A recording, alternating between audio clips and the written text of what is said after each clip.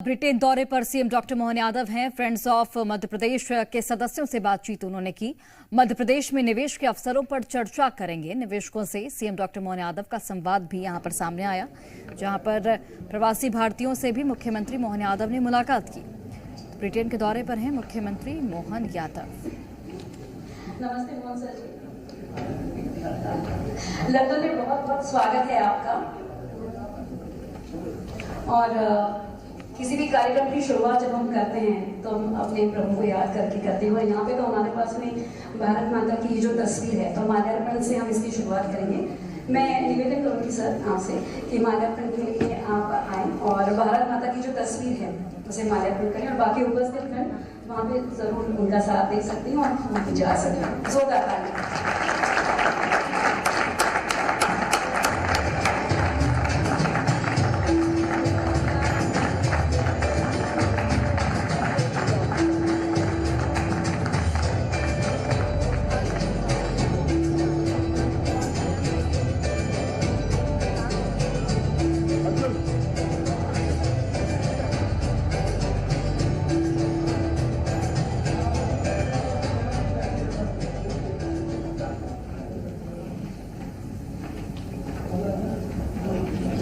Mohan sir, हम सारे London वासी आपका बहुत देर से इंतजार कर रहे थे। धन्यवाद, आपका बहुत बहुत स्वागत है हमारे अपने लंदन शहर में। लंदन वासियों, क्या लग रहा है सर को देख के? मिलके एक बार फिर से तालियां हो जाए जोरदार से।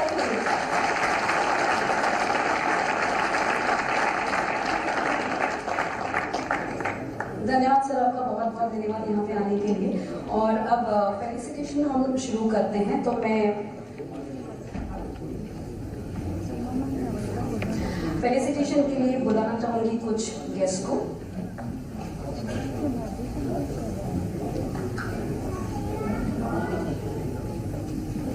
जी, स्वागत तो हमेशा होता है और हर किसी का स्वागत यहाँ पे हम करते हैं। सीएम सर का स्वागत करने वाले हैं हमारे अपने वीरेंद्र शर्मा जी। जी, तो अनफॉर्चुनेटली वीरेंद्र शर्मा जी अभी तक पहुंचे नहीं हैं, तो हमारे अपने मनीष, आप स्वागत करेंगे। हमारे सीएम सर का जोरदार तालियों से स्वागत करिए।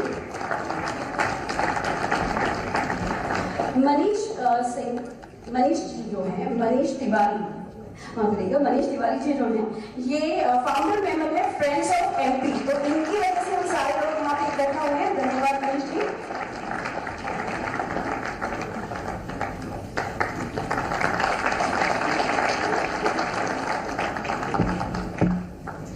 डॉक्टर राजेश राजोरा का स्वागत करेंगे श्री राजेश अग्रवाल जी। राजेश अग्रवाल जी भी इंदौर से बिलोंग करते हैं। ये एक्स डेप्यूटी मेयर रह चुके हैं फॉर बिजनेस लंदन से।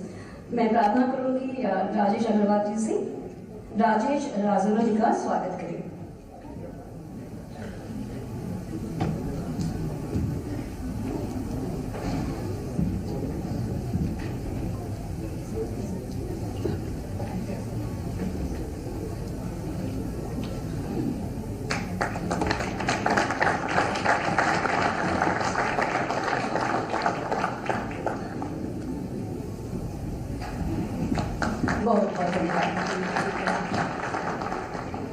श्री राजेंद्र कुमार सिंह जी का स्वागत करेंगे मनीष तिवारी जी। फिर से एक बार मनीष जी।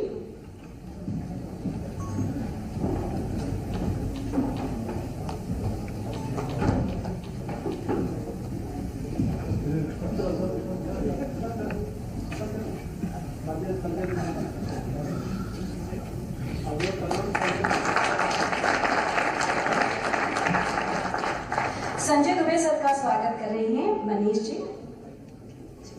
धन्यवाद। और स्टेज पे जो हमारे गणमान्य व्यक्ति यहाँ पे और जो उपस्थित हैं, आदित्य प्रताप सिंह, रोहित दीक्षित जी, आप सभी का मंच पे बहुत बहुत स्वागत।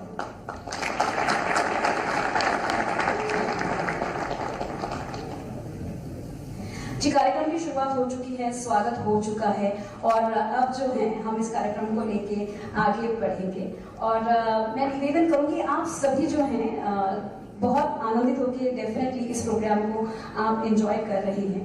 और वंदे मातरम भी यहाँ पे प्रेजेंट होने वाला है, तो वंदे मातरम प्रेजेंट करने वाली है Ms. Dhal and Ms. Iravati.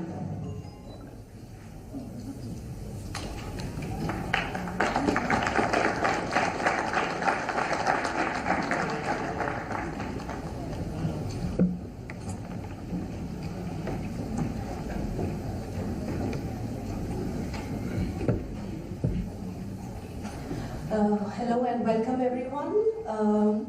CM ji का बहुत बहुत स्वागत अगेन। एंड हमारा कोई भी कार्यक्रम, हम कहीं भी रहें, किसी भी देश में रहें, अपनी भारत माता से जुड़े हुए हैं। तो हमारा कोई भी कार्यक्रम वंदे मातरम और अपनी भारत माता को याद किए बिना शुरू नहीं हो सकता। So can we have the track please?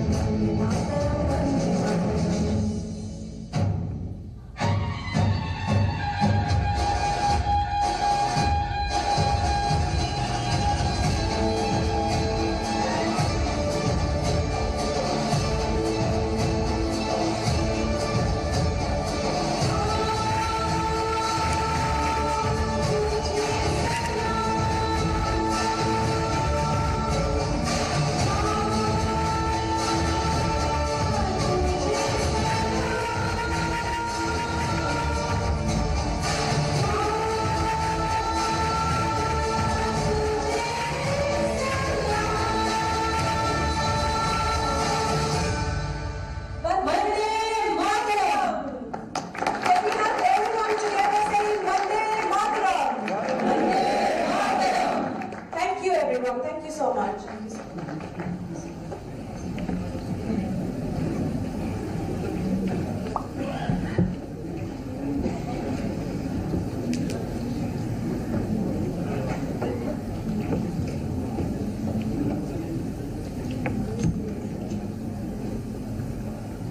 बहुत ही खूबसूरत प्रस्तुति रही श्वेता ठाकुर और निराली जी से।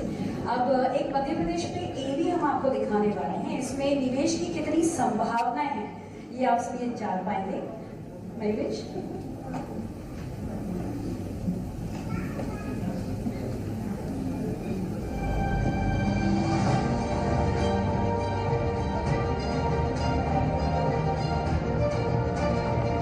India on track to become the world's third largest economy with GDP crossing. तो देखिए, ब्रिटेन दौरे पर हैं मुख्यमंत्री डॉक्टर मोहन यादव और सीएम यहां पर 6 दिन के दौरे पर हैं और फ्रेंड्स ऑफ मध्य प्रदेश के सदस्यों से बातचीत की है। ये मुख्यमंत्री का विदेश दौरा जो कि 6 दिनों का है और इस दौरान मध्य प्रदेश में कैसे निवेश को बढ़ावा दिया जाए इसे लेकर चर्चा की जाएगी।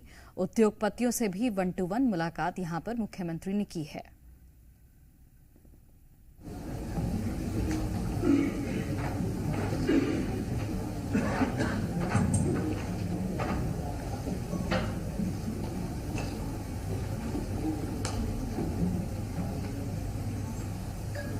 इंग्लैंड के खास करके भारत के बाहर अतीत के जिस देश के साथ हमारे बहुत अलग प्रकार के संबंध रहे, कई खट्टी मीठी यादें भी उसके साथ जुड़ी।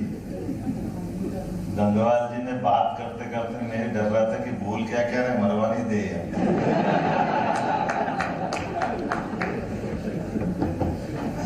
मैं पकड़ना चाह रहा था बात को, ये तो मेरे प्रदेश वाले, इनको तो कम से कम 6-8 पकड़ने, तो बाकी की जगह से तो बत्ती देना हो।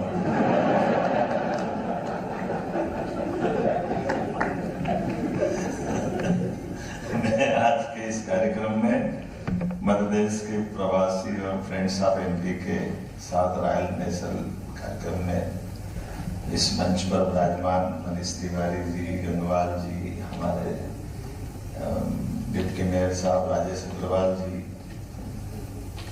मेरे साथ आए मध्य प्रदेश के सभी अधिकारीगण, माननीय ACS राजेश राजवा जी, ACS हमारे संजय दुबे जी, मनीष सिंह जी, राघवेंद्र सिंह जी, PS तो हमारे अपने इंडस्ट्री डिपार्टमेंट के, इस मंचस्थ सभी अतिथिगण, प्यारे मित्रों, मैं सोच रहा था बात शुरू करूंगा तो उसके पीछे कहाँ से शुरू करना चाहिए। तो बात तो एक अच्छी कही है हमारे बीच में, चाय वाले की बात राजेश भाई ने कही है, तो ये बात भी सही है कि यशस्वी प्रधानमंत्री का अपना विजन, उनका काम करने का तरीका, और अब ये हम देश में तो अपने लिए 56 इंच का सीना लेके बात करते ही करते हैं, लेकिन मजा तो तब आता है कि विदेश से भी वो डबल ध्वनि से बात आती है कि दुनिया में कोई नेता हो तो नरेंद्र मोदी जैसा हो, यह हमारे लिए छोड़ा।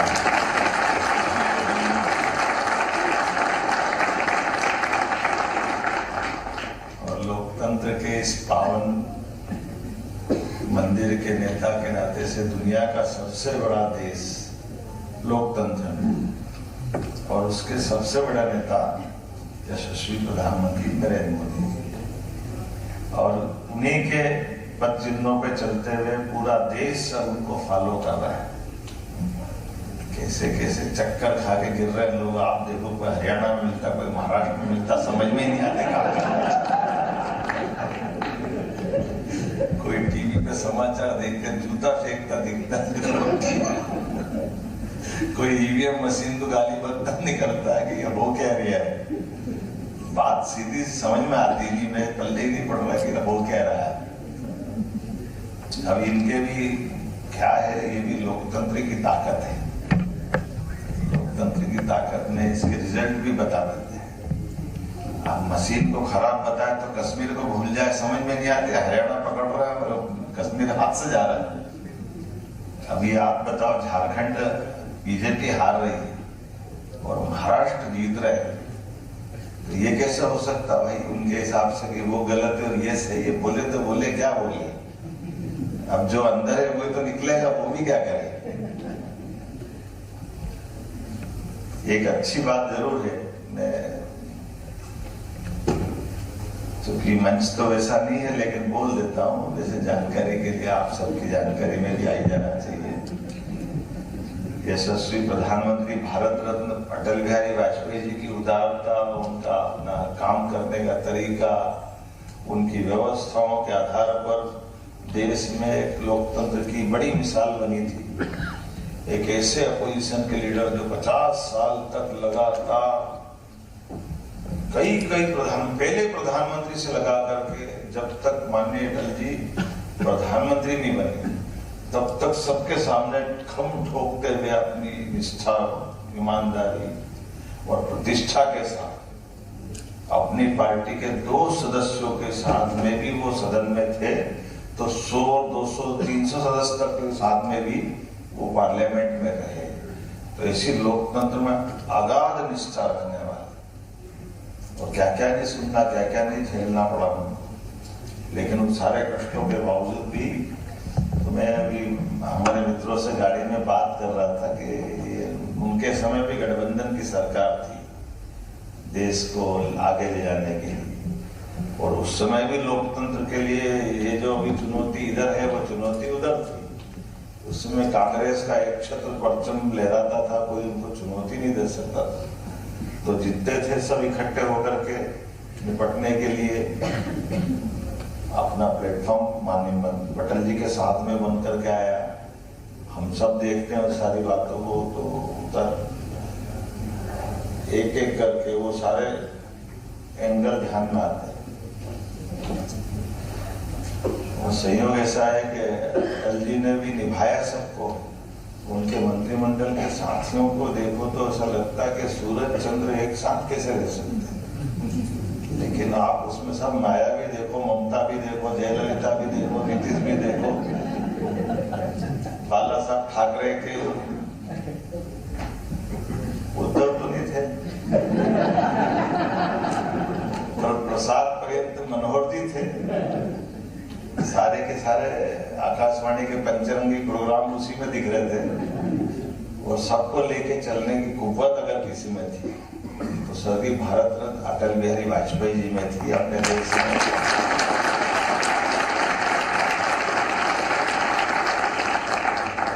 लोकतंत्र की खूबसूरती भी थी। लोकतंत्र के अंदर 24 दलों को लेकर के चलने की क्षमता, और एक बार नहीं, 2 बार नहीं, 3 बार लोकसभा के चुनाव हो रहे हैं, और कभी 13 दिन के लिए, कभी 13 महीने के लिए, कभी 4.5 साल के लिए प्रधानमंत्री बन के कोई निकल रहे थे तो अटल जी निकल रहे थे। लेकिन ये अलग बात थी कि वो चूंकि इतने दलों के साथ लेके चले और निकाल के ले आए, और देश भी, और देश तो क्या ये दुनिया के, आप हम सब बड़ी आशा उम्मीद के साथ भारत की तरफ लोग देख रहे थे।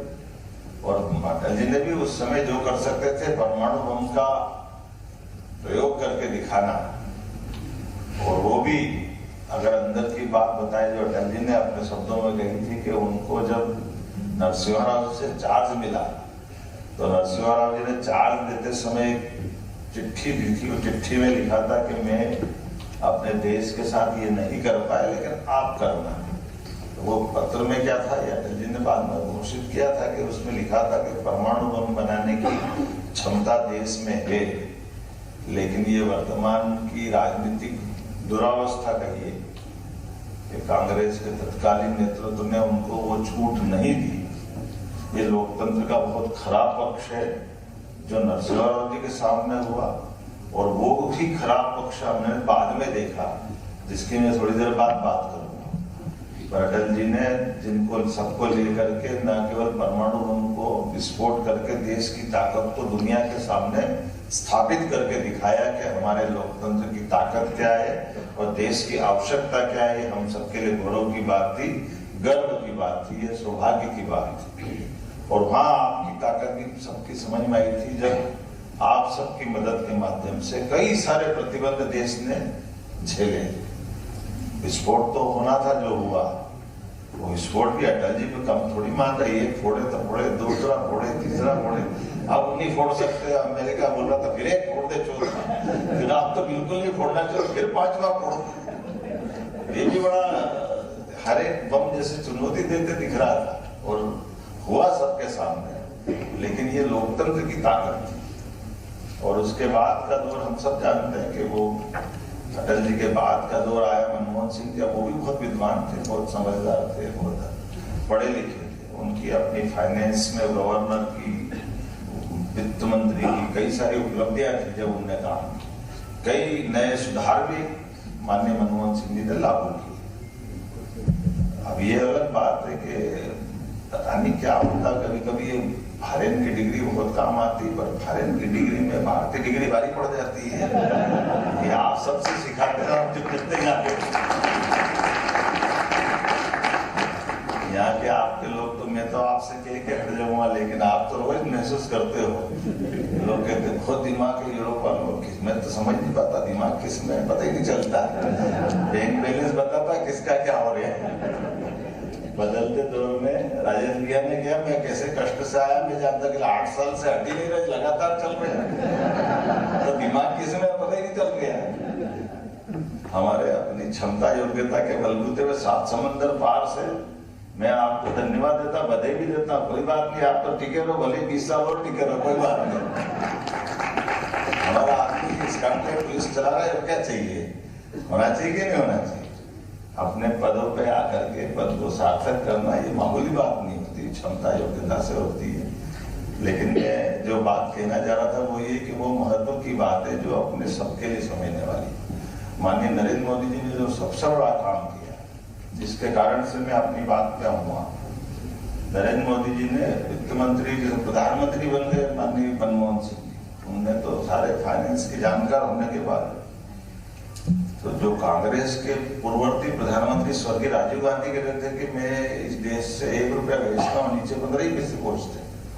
उनको दर्द था इस बात, उनको बीमारी तो मालूम पड़ गई, लेकिन बीमारी की दवाई नहीं कर पाए, इलाज नहीं कर पाए। उनके दल की सरकार चलती रही, लेकिन चाय वाले ने इलाज कर दिया है। नरेंद्र मोदी जी ने डीबीटी के माध्यम से डायरेक्ट बेनिफिट जो पहुंचाया नीचे तक, ये अपना इस दौर का, बदलते दौर का ये यश है। आज हमारे अपने देश के अंदर ये जो लागू हुआ है, ये कई देशों के लिए उल्लेखनीय और बड़ा अलग प्रकार का है। यहाँ से अपनी बात चालू होती है कि अब बदलते दौर का, एक चाय वाले को मालूम था कि बिना पैसे का भी खाता खुलता है। ये मनमोहन सिंह जी नहीं समझ पाए कि ऐसा भी कोई खाता खुलता है, जो बैंकिंग के सबसे बड़े जानकार। लेकिन जो अपने ईमानदारी से काम करने वाले व्यक्ति का, उसका हक का चीज उसके पास मिल जाए, अब इसमें क्या कठिन बात है।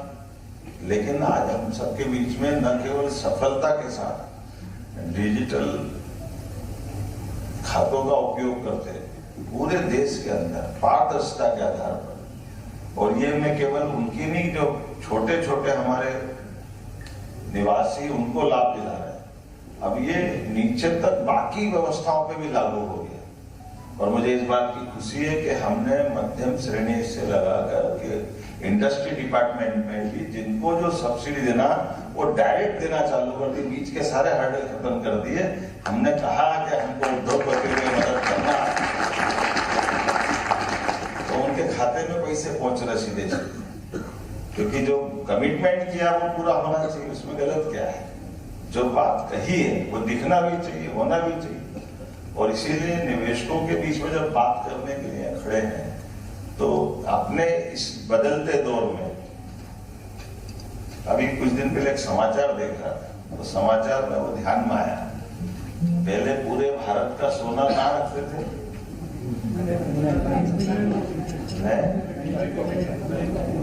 हाँ, कितने टन था साहब? 300। अरे मनीष जी कहाँ करो यार, 726 टन था 2014 के पहले। और हमारे पास में भारत के अंदर माननीय मोदी जी की सरकार कहते रहते 100 टन बढ़ गया, क्योंकि अपनी नैतिकता और ईमानदारी भी, और उसके बदले हमारे पास उस समय केवल 100 टन बुलाने का निर्णय हुआ, अब 839 टन हो गया। लेकिन 839 टन सोने के बाद में मोदी जी की सरकार ने आके अपनी सारी व्यवस्थाओं का संचालन करते थे। आज की स्थिति में केवल अब 300 टन इंग्लैंड में रह गया, बाकी 500 हम अपने घर ले गए।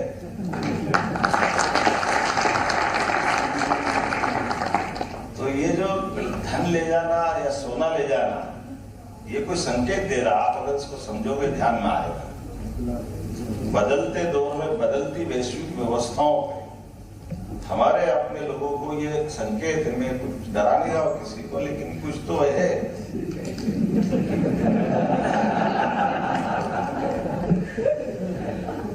इनके पास माल रखना चाहिए, ये भी समझ में आने वाली बात। बाद में मिलने की गारंटी भी चाहिए, नहीं तो हम मालूम पड़ा 1600 के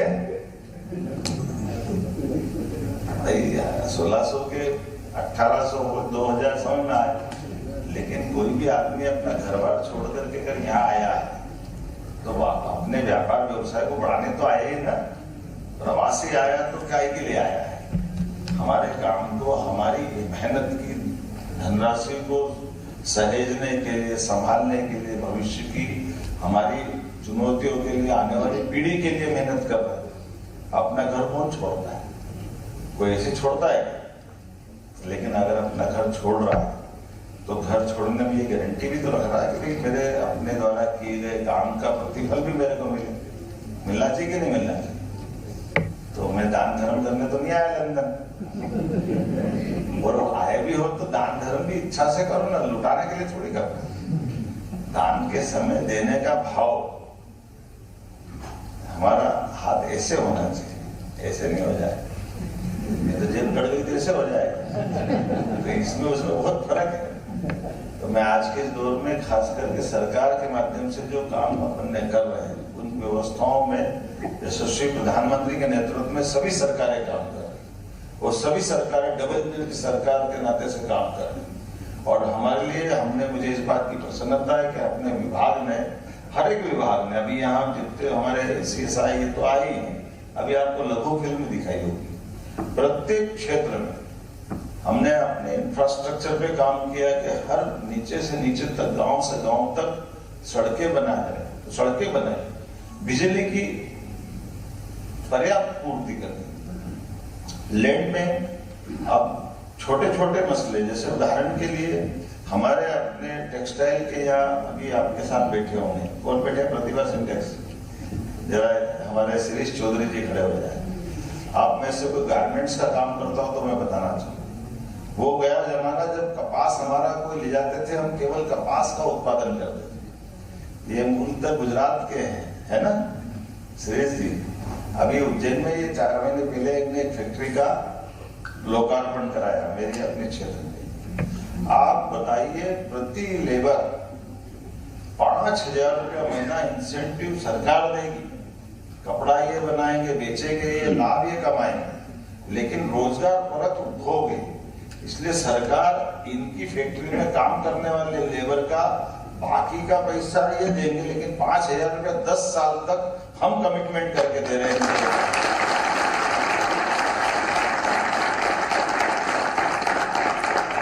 हमको हमारे कॉटन का, हमको वही कपड़ा बनवाना है, हमें रेडीमेड गारमेंट्स में काम करवा के उसका निर्यात कराना।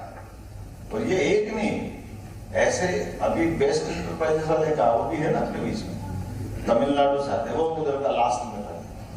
इन्होंने भी एक बंद पड़ी अपनी सोयाबीन प्लांट, उस बंद पड़ी सोयाबीन प्लांट में 4000 का कारखाना इनने भी लगाया। और केवल ये नहीं, गोकुलदास वाले होंगे यहाँ, अभी भोपाल, इंदौर, उज्जैन, लगातार हर जगह। और केवल ये नहीं, ऐसे दूसरे सेक्टर में, IT के सेक्टर में हमारे वैसे अभी कल आपको बताएंगे अलग से, हमारे टूरिज्म का सेक्टर, आप अपनी टूरिज्म की लैंड बैंक हम सबको बता रहे हैं। टूरिज्म के माध्यम से भी आप इन्वेस्टमेंट करिए, टूरिज्म के माध्यम से भी हम अलग अलग प्रकार की सब सुविधा दे रहे हैं। कौन सा वो क्षेत्र है जिसमें बिजली, पानी, सड़क, भूमि, टैक्स की छूट, सब प्रकार की छूट देते हैं। क्योंकि कुल मिलाकर के बदलते दौर में हमारे अपने मध्य प्रदेश के अंदर जो अभी उद्योग व्यापार के लिए अनुकूलता बन रही, दिन दूनी रात चौगुनी, इसीलिए हमने पद्धति चालू की कि पहले केवल इंदौर में इन्वेस्टमेंट होता था, अभी इंदौर तो अपना है ही कि इंदौर के मेरे मित्र में अब क्या हुआ कि मैंने अलग अलग सबके प्रभार बांटे, तो प्रभार बांटे सब जिलों को अलग अलग दिया और इंदौर को मैंने अपने पास रख लिया। लोग कह रहे मेरे को प्रभारी मंत्री, मैंने प्रभारी नहीं हुई। मेरे मकान में 5 कमरे किराएदार दिले, 4 में रह गया, 1 बच गया तो मैं किराएदार थोड़ी हो गया।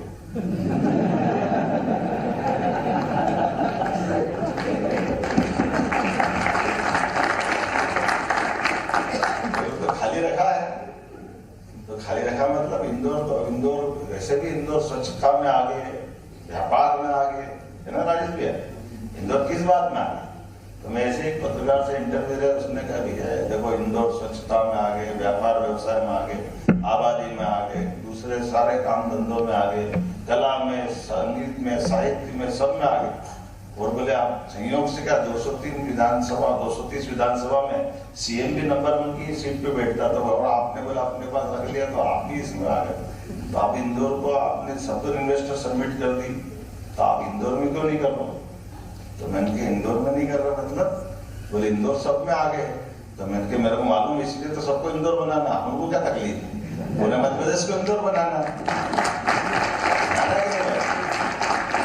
इंदौर भी मध्य प्रदेश में तो है, तो इंदौर के साथ बाकी चीजों में भी सब क्षेत्रों में चल, इसलिए हमने सभी संभाग केंद्रों पर अपने में से ग्वालियर वाले कौन कौन है, हाथ खड़े करना। अब आप बताओ ग्वालियर के अंदर कोई इन्वेस्टर सबमिट करता था क्या? नहीं, तो ग्वालियर में भी भाषण दिया, ग्वालियर वाले तो बागी बंदूक आए और वहां की वजह भी ऐसे थे कि पंडित जी का किसी से कोई बागी से झगड़ा हो गया, बागी आएगा, डकैत आएगा, लड़ाई करने, झगड़ा करने, तो संस्कार ऐसे कि पंडित जी पाए लागू और बंद बड़ा दम पहले प्रणाम करेगा फिर गोली मारेगा। लेकिन आज बदलते दौर में ग्वालियर भी बहुत बदल गया, ग्वालियर में एयरपोर्ट बहुत बढ़िया बन गया, ग्वालियर में जबरदस्त इन्वेस्टमेंट है। ग्वालियर क्या सागर वाले कौन कौन बताओ, सागर में तो इन्वेस्टमेंट समझ बताओ कितना जबरदस्त रिस्पॉन्स। रीवा, जबलपुर, सागर सब संभाग के अंदर। अभी नरकापुरम, होशंगाबाद, इंदौर का बिल्कुल, उज्जैन का बिल्कुल गिनती में नहीं आएगा, छोटा सा। लेकिन हमने तो शुरुआत में कितनी जमीन रखी थी राघवेंद्र जी? 200-250 हेक्टर रखी थी, 225 करी थी। हमको लगे ये बहुत हो जाएगी, तो उसके पिछली कैबिनेट में जब रखी तो डिमांड ऐसी है तो फिर डबल कर दी, 500 कर दी। और अभी 7 तारीख को हमारी अभी तक इन्वेस्टमेंट सबमिट होने वाली नहीं, वापस 500 हेक्टर फिर रखना पड़ी, जहाँ हमारी अभी मीटिंग नहीं हो रही, उसके पहले 1000 हेक्टर की जमीन की डिमांड आई। ये जो बदलते दौर का ये कॉन्फिडेंस दिखा रहे, और कोई भी आ रहा है किसी भी सेक्टर का आ रहा है, अपने आप बताओ आप, ये बदलते दौर में मैं कुछ बातें बताऊंगा। जैसे उदाहरण के लिए मेडिकल डिवाइस पार्क, अब हमारा मेडिकल डिवाइस पार्क, यशस्वी प्रधानमंत्री को धन्यवाद, 4 मेडिकल डिवाइस पार्क बने, उसमें से उज्जैन विक्रम उद्योगपुरी का मेडिकल डिवाइस पार्क सबसे बड़ा था, लेकिन 900 हेक्टर का भी वो भी खत्म हो गया, फिर 900 का नया बनाना पड़ रहा है। ये अपना बदलते दौर का है उज्जैन, बदलते दौर का प्रदेश है। और केवल वहां नहीं, मेडिकल कॉलेज 2003 तक कुल 5 थे हमारे पास, 5 मेडिकल कॉलेज 55 साल में, 1956 में मध्य प्रदेश बना, 2003-4 तक केवल 5 मेडिकल कॉलेज। 20 साल में अभी अपने पास 17, मतलब 3 तो मैंने अभी अपने समय चालू कर दी सरकारी, 12 नए बने, 8 पाइपलाइन, 13 प्राइवेट है, तो 30 मेडिकल कॉलेज हो गए। लेकिन ये 20 साल में, अभी हमने 14 के टेंडर 1 साल में लगा रहा है, ये अपने 50 मेडिकल कॉलेज हो गए 1 ही साल के अंदर। ये अपना बदलता 55 प्राइवेट यूनिवर्सिटियां बन गई, 55 एक्सीलेंस कॉलेज, सभी जो नई शिक्षा नीति के बलबूते पर। माइनिंग के अंदर भारत सरकार ने सबसे पहला पुरस्कार कर दिया, इतनी पारदर्शी से सभी माइनिंग की खदानों का नीलामीकरण किया, और इतना ही नहीं, सभी प्रकार के सेक्टर। और भगवान इसकी जैसी नियत वैसी बरकत भी देता है। अब पन्ना में बाकी मिले तो मिले, लेकिन अब ये सोना भी मिल रहा, 2 माइनिंग के खजाने मिल गए मध्य प्रदेश के। हम तो कभी कल्पना नहीं करते, कोयला ही मिलता था, बहुत सारा सीमेंट के पत्थर मिलते थे, लेकिन अब सोना भी मिल रहा है। और वो नहीं जिधर जो निकालना चाहो, ये जबरदस्त रूप से चारों तरफ से अनुकूलता आ रही। टूरिज्म का सेक्टर अभी आपने देखा तो मेरे को लगा जैसे कुत्ता ऊपर से ऐसा लगता है कि देखना भैया बचा देना है, ऊंचा नीचे नहीं हो जाए। लेकिन वाकई में टूरिज्म के सेक्टर में सभी प्रकार की इतनी संभावना है हमारे लिए। हमने कहा टूरिज्म का भी सभी, उसमें मेडिकल टूरिज्म भी आ रहा है। मेडिकल टूरिज्म भी अपने आप में बड़ी बात है। लेकिन हमारा भंडारी जी इंदौर में अरविंदो मेडिकल कॉलेज उनकी यूनिवर्सिटी मैंने बनी थी, 55 प्राइवेट यूनिवर्सिटी बनी, उसमें से भंडारी जी की। अब मुझे नहीं मालूम कि यहाँ छोटे मोटे ऑपरेशन वगैरह में क्या सब इंश्योरेंस कंपनी लंबा टाइम लेती है, जल्दी इलाज नहीं करती, क्या चक्कर है?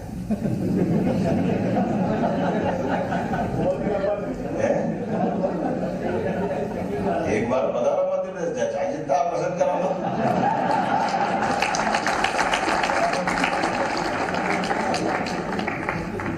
आपका है ना, और बिल भी आधा बनेगा 1/4। देखो आने जाने का खर्चा, महाकाल के भगवान के दर्शन लग 10 मार्क करा के भेजेंगे, इंदौर के पॉइजन नहीं लग खिलाएंगे। तो बदलते दौर में कितनी सारी चीजें बदल रही हर जगह। तो कुल मिलाकर के समय की नजाकत समझते हुए आप सबको निमंत्रण इस नाते से भी दे रहा हूं, आप यहाँ भी कामकाज करो, ये बढ़ाओ, इसको कम करने की जरूरत नहीं है। लेकिन अपने पैसे का सदुपयोग और साथ में आवश्यक सावधानी, इसके लिए जरूरी है कि आप अलग अलग सेक्टर, बहुत सारे सेक्टर, अभी समय थोड़ा कम पड़ गया, मेरा दूसरा भाषण लंबा हो गया, लेकिन अब टेक्नोलॉजी की दृष्टि से, फार्मास्यूटिकल्स की दृष्टि से, इंजीनियरिंग की दृष्टि से, बहुत सारी चीजों में, कई सारे सेक्टर में आप सबके लिए बड़ी संभावना है। मैं बाकी आंकड़े देख रहा था तो मुझे ध्यान में आ रहा था कि हमारे यहाँ 1.9 मिलियन भारतीय यूके में निवास करते हैं, बड़ा आंकड़ा है। और यहाँ तो अभी बड़ी संभावना है कि बड़े पैमाने पर बाहर के लोग आकर निवेश कर रहे हैं। तो हमने भी एक क्रम बनाया। वैसे तो हमने प्रयास ये किया है कि हमारा मध्य प्रदेश में निवेश करने वाले लोगों के लिए प्रत्येक संभाग में तो हम कर ही रहे हैं, अब ग्लोबली फरवरी में भोपाल में भी करने वाला है। भोपाल में भी पहली बार होगी, सभी संभागों में पहली बार होगी। लेकिन हमने कहा ये करते रहना है। तो अपने प्रदेश के अंदर जो व्यापार व्यवसाय कर रहे हैं, जो ऑलरेडी इंडस्ट्री चला रहा है, उनकी भी सारी कठिनाई समझते हुए वो 1 से 2 करें, उनके लिए भी अवसर दे रहे हैं। उसके बाद प्रदेश के बाहर के देश के अन्य राज्यों में भी, मैं खुद महाराष्ट्र गया, बंगाल गया, ममता दीदी के यहाँ से भी बड़ा कठिन जाता बंगाल से, लेकिन व्यापार व्यवसाय की बात है तो ठीक है। तमिलनाडु में तो कोयम्बटूर में तो विपक्ष के नेता ने अपने मुख्यमंत्री आरोप लगा दिया कि तुम यहाँ क्या करो, मध्य प्रदेश के मुख्यमंत्री यहाँ से ले जा रहे हैं और आप क्या करो। लेकिन कोयम्बटूर में भी गए, तो हर जगह जहां जहां भी व्यापार व्यवसाय की बड़ी संभावना है, उनको भी आमंत्रण देना। मुझे इस बात का संतोष है, आज की स्थिति में लगभग 2.5 लाख करोड़ से ज्यादा का निवेश हमारे एमओयू होकर के प्रदेश में, और इससे और आगे जाकर के जैसे जैसे हमने कल्पना नहीं की थी, उससे आगे अच्छा रिस्पॉन्स मिल रहा है। बदलते दौर में आज के समय में किसी भी सेक्टर, एनर्जी सेक्टर में, एनर्जी में सभी प्रकार से हमारी नवकरणीय ऊर्जा के मामले में भी, सोलर के अंदर भी, ओंकारेश्वर में महाबलेश्वर के पास तालाब के नर्मदा जी के पानी के ऊपर विश्व का सबसे बड़ा ग्लोबली एक तरह से सोलर पार्क अपना बना है। और इतना ही नहीं है, एक दूसरे प्रकार से हमारे लिए आई माननीय शर्मा जी बहुत हम साथ में थे, आपने शुभकामना दी थी दिन में आज बातचीत करते करते।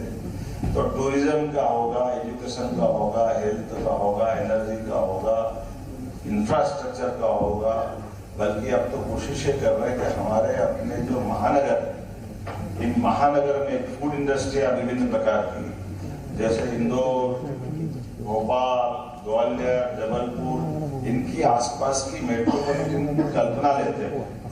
उतनी झंझट नहीं है जितने यहाँ कानून ज्यादा बना देते, डेवलपमेंट कम करने देते, लेकिन थोड़ी उसको छूट देते हुए अपने विकास के मामले में मध्य प्रदेश के सारे दरवाजे खोलते। और उसमें हमारे खास करके अपने जैसे लोग जो यहाँ से वहां तक दुनिया को भी देखा हुआ है, वो अपना व्यवसाय में सफलता के लिए देगा, तो उनको अच्छे से अच्छा अवसर मिले। तो इसलिए तो नाते से हमने कहा, मैं वैसे टूरिज्म का चेयरमैन था तब 11 में भी आया था, 13 में भी आया था, लेकिन टूरिज्म में अपने मध्य प्रदेश ने बहुत प्रगति। अब तो आप अंदाज लगा लो, मेरे को नहीं मालूम एयर एम्बुलेंस फ्री मिलती क्या है।